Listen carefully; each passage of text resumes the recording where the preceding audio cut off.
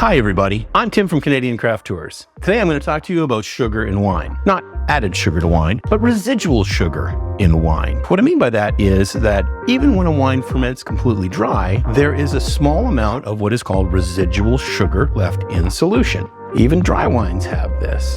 Now, if you're counting your calories or carbohydrates, or you're going on the keto diet, or you're doing nothing but eating raw meat and salt, it pays to pay attention to those numbers. Some very dry wines, such as Brut Nature sparkling wines, have less than 1 gram of sugar per liter. And that's how we measure these things, in grams of sugar per liter. Now, if anybody here remembers the old scale, we used to have a number on the card that described the wine that said it was a 1 or a 2 or a 3 or a 5. And what they meant by that was a 1 had 10 grams of sugar or less per liter of wine. Brut Nature, that's going to have less than 1 gram of sugar per liter.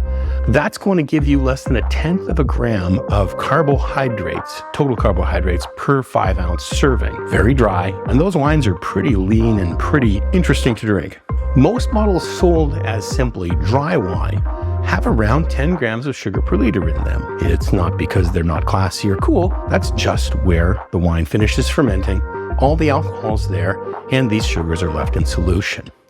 That nets 1 to 2 total net grams of carbohydrate per 5-ounce glass of wine. So pretty low. You don't have to worry about that and knocking your diet for a loop. There are wines that are quite a bit sweeter. Anything with a residual sugar of up to 20 to 35 grams per liter is considered off-dry. These wines are very fruit-forward. Things like German Rieslings, very fruity Weds, Moscato, and there are also some modern wines that have been adapted to be a little bit sweeter.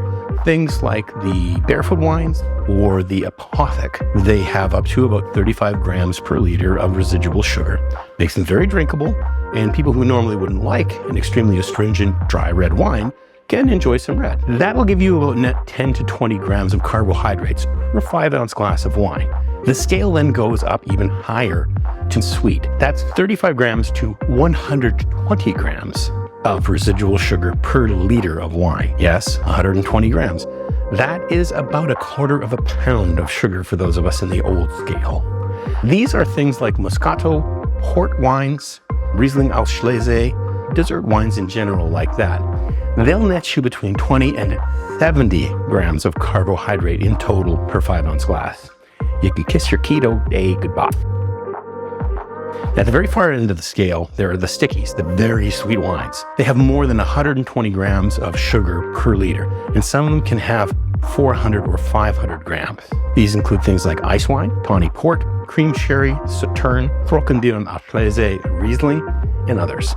If you have to ask how many net grams of carbs there are in there, you can't afford them. It's high. They're about like pancake syrup in most cases. I'm a pancake.